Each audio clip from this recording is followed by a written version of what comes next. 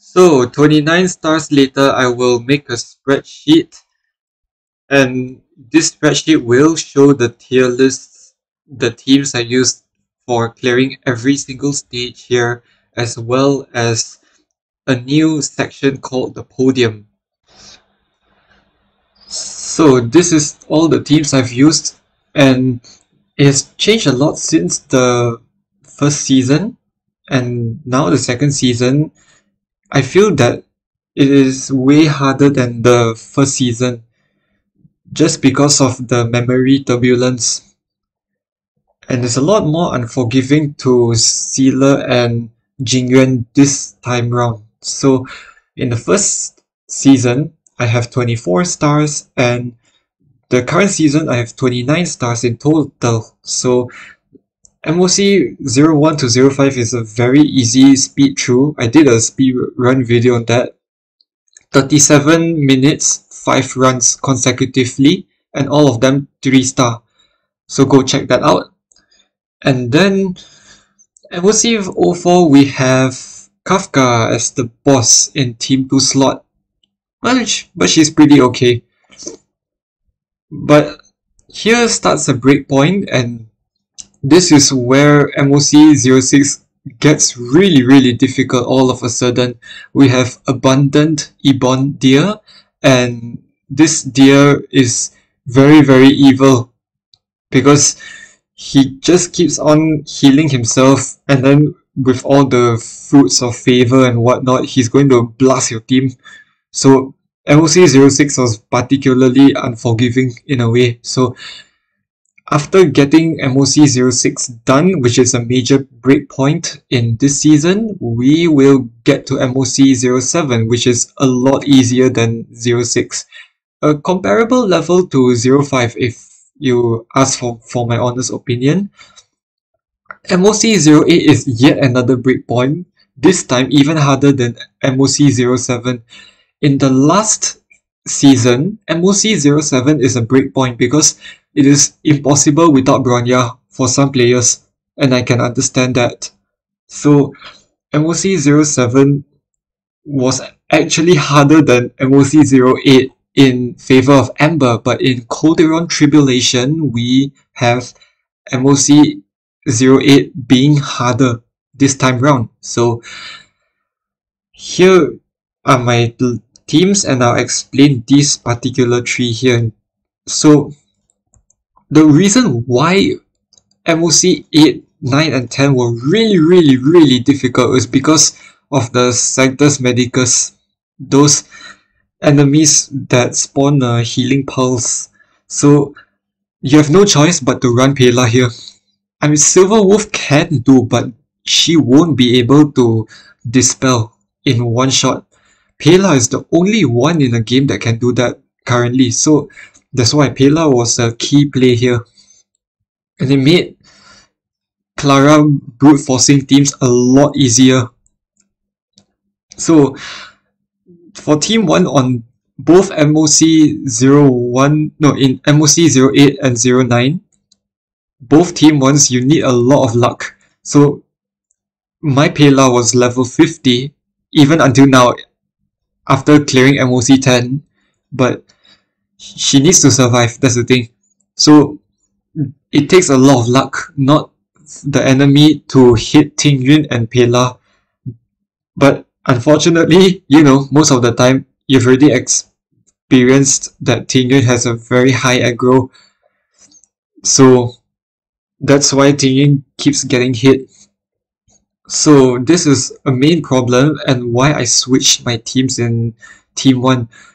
Same characters but different setup, different positioning of the members. So if I put Tingyun close to Clara, I will be able to get more energy for some reason, because in MOC 09 we have the Wind Tramplers, the Stormbringers. So he fires 3 arrows, remember that. So if all the 3 arrows are side by side, so Clara, Tingyun, and March 7th will definitely get hit.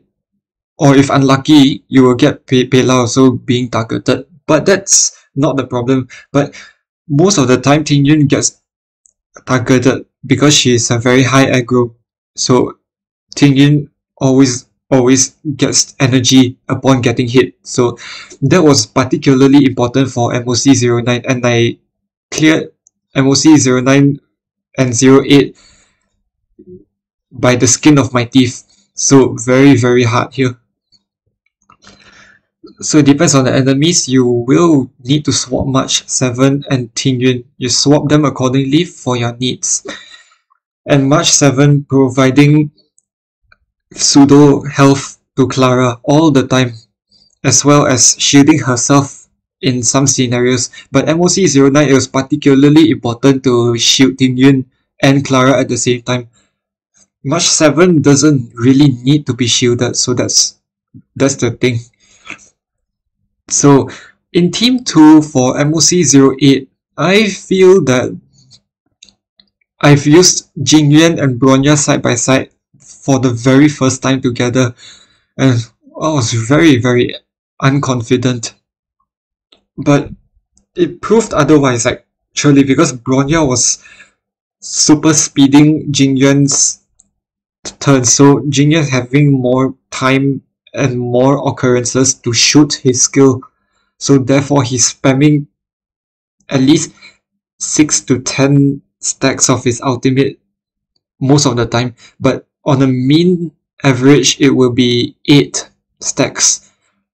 So that's why Jingyuan and Bronya are particularly good for MOC08. That's what I feel, because Tingyuan and Clara feels just good to side by side. But honestly, if I had 2 Tingyuans, I would have replaced my Bronya with a Tingyuan. That's pretty much it. And the same case goes to MOC10, where we used Bronya and Clara together for the very first time.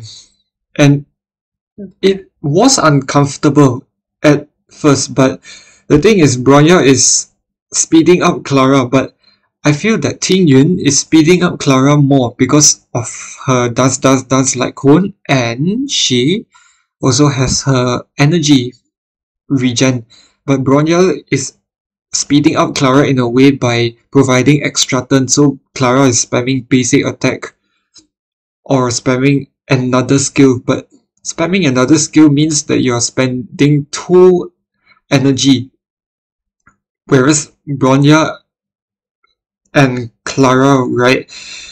If you're using basic attack on Clara, then you will be saving at least 1 skill point.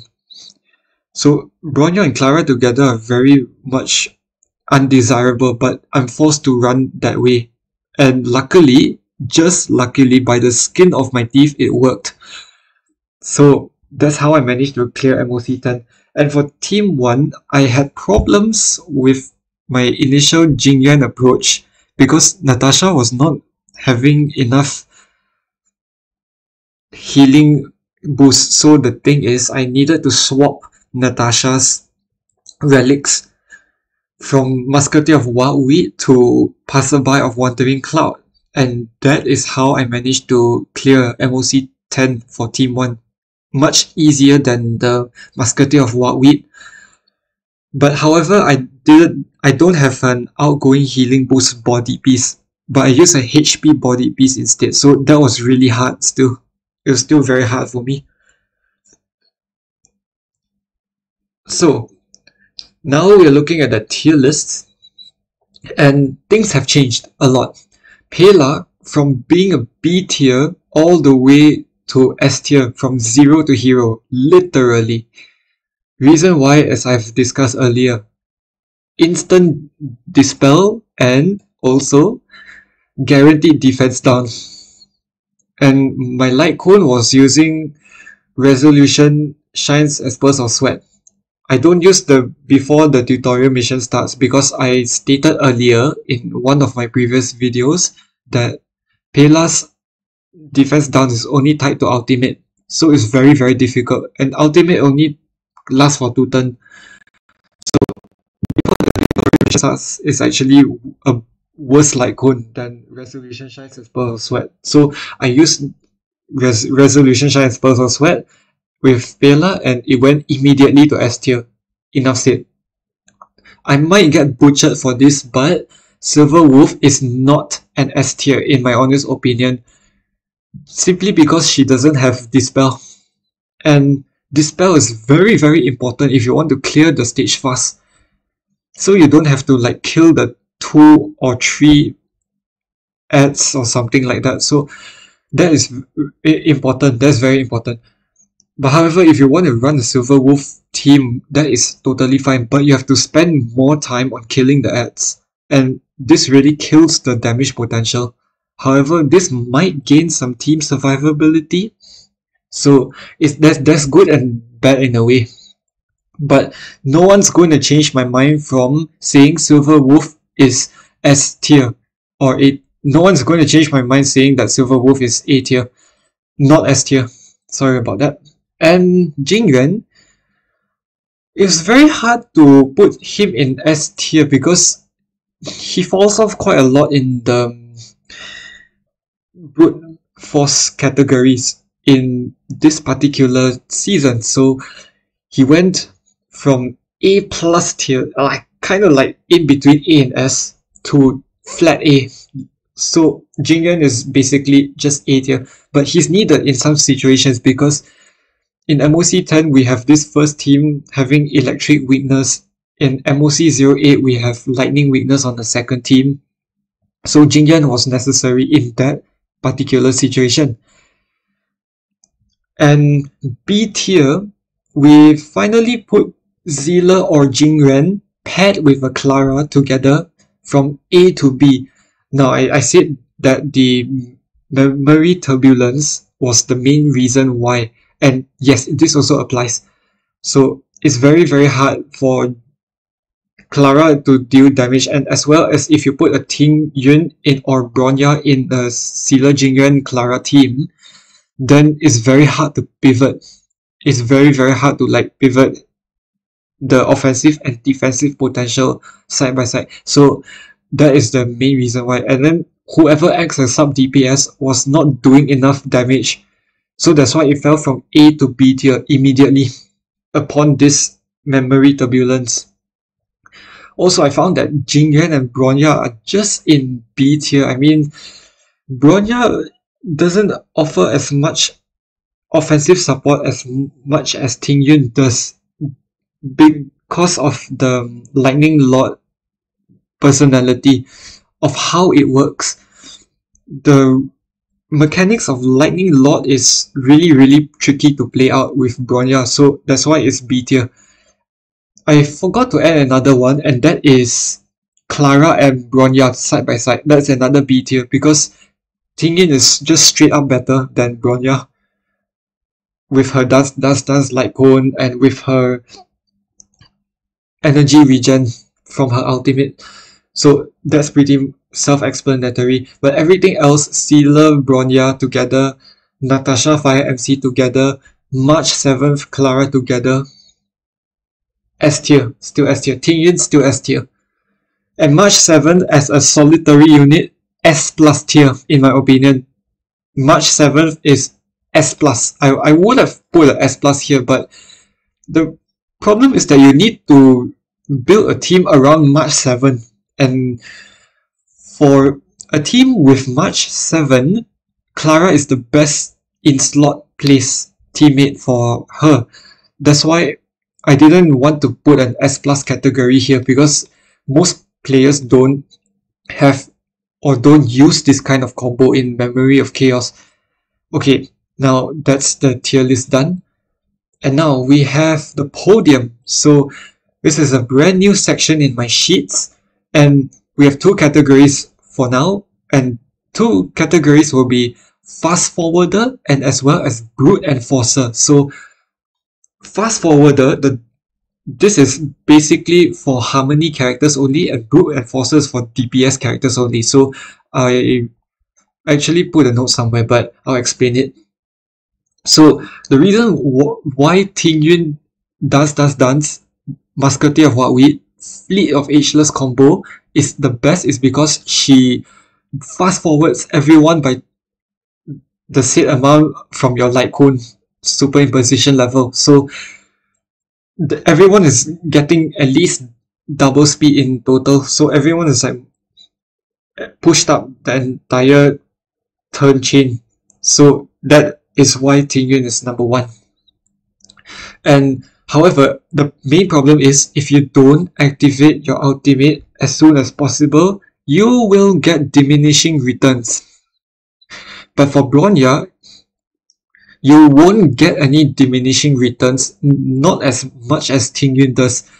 So you can like delay 1 or 2 turns and then you still use your ultimate. It's not as bad as Tingyun where she needs to use her ultimate immediately, almost immediately for best effect. So number 2, Bronya, Machine Cogs, Eagle of Twilight Line, Fleet of the Ageless. This is the second best fast forwarder. So the way this works is that Bronya has quadruple speed in general terms speaking, because Machine Cogs allows her to gain energy from basic attacks and also getting hit, and Eagle of Twilight Line fast forwarding her by 25% upon using ultimate. So the more energy getting ultimate from Machine Cogs and the more fast forwarding from Eagle of Twilight Line. However, this quadruple speed only applies to herself, self only, so it's very selfish. So that's why she's number 2 in the fast forwarder category. So now, Brute Enforcer is, imagine you are a thief trying to break a lock in someone's garage and you're using all the methods available to break the lock and as much force as you can. So that's basically a brute force. So I call this category Brute Enforcer is because, you know, like a policeman, an enforcer. So it's just a play of words. So number 1, Clara, with Champion of Streetwise Boxing, Inert Salsoto, On the Fall of an Eon, is the best brute forcer that the game can offer you. The reason why is because she doesn't need weakness breaks. She ignores weakness breaks for best effect. And why she doesn't need weakness break is because she has the highest damage ceiling in the game. So she can literally just get hit, counter, and the total amount of damage she can do in 7 cycles is 1,500,000 damage in her best rotation, and assuming that every enemy hits her while her ultimate is active and Tingyun gets her optimal rotation in. So Clara's ultimate will always get fed by Tingyun. So Clara can actually deal 1,500,000 damage in 7 cycles, and that is crazy. That is very, very crazy. So that's why. But the main weakness of this Brute Enforcer is that she needs to get hit, and if enemies not getting hit by if enemies not hitting her, then she will have problem. Her DPS will fall by 50% or even 100% depending on the rotation. And even worse, if March or Pela freezes the enemies, less damage. So number 1 is still Clara despite all the flaws I've mentioned earlier, but it is solely the reason because of her enhanced counter, and solely the reason because she has the highest damage ceiling in the entire game. So that's why she's still the best Brute Enforcer, and I've proven it in my previous MOC runs, especially MOC 08, 9, and 10. I've been using Clara as main DPS for these situations. So Sealer as the second best Brute Enforcer. Jingyan is not counted, just to tell you, because Jingyan is just not good for single target damage. And he's only good for single target damage only if the enemy is having a lightning weakness. So Jingyan is out of the question. But Sealer, she can actually brute force. And the way this works is that she equips a Swordblade Light Cone, Genius of Brilliant Stars set, and the Space Healing Station set. So this pairs together very nicely together. So Zilla will always be 120 speed above, with Space Healing Station having its secondary bonus active, and as well as Swordplay having boss DPS and the most consistent damage output. However, the problem with Zilla is that she needs quantum weakness, unlike Clara, who doesn't need any weakness breaks. Clara doesn't need any physical weakness to make it work, but Zilla, she needs her weakness, and that's the thing. And that's why people have been using Zilla and Silverwolf for best results, because Silverwolf can implement quantum weakness, as everyone knows. So Zilla is very effective in constant damage output, and for Swordplay, if let's say your ultimate doesn't crit, you're still doing a heck of amount of damage. The Swordplay charge at 5 stacks, and without crit ultimates, you're hitting like a truck. Still very hard. That's why. So this is particularly why Zilla is good at brute forcing also in a way. But the only problem is that she needs quantum weakness enemies, or else this strategy will fall off even more. So that's my podium.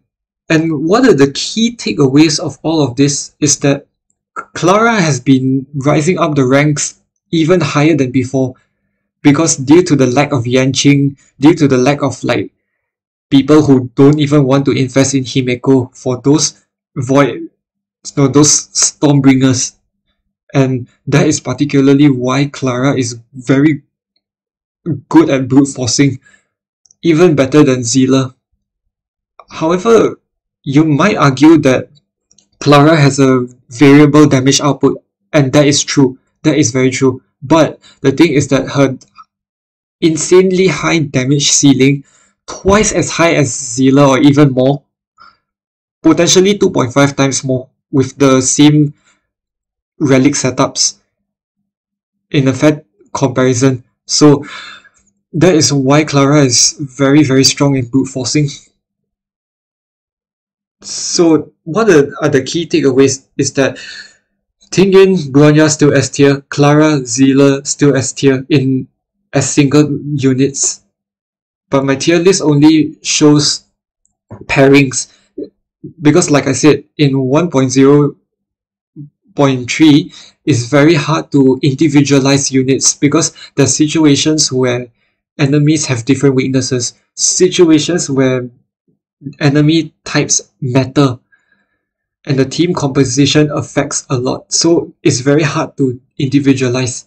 But from what I can show in my podium, I can show the very clear S tier units in the game, which is Tingyun, Bronya, Clara, and Zilla. That's about it.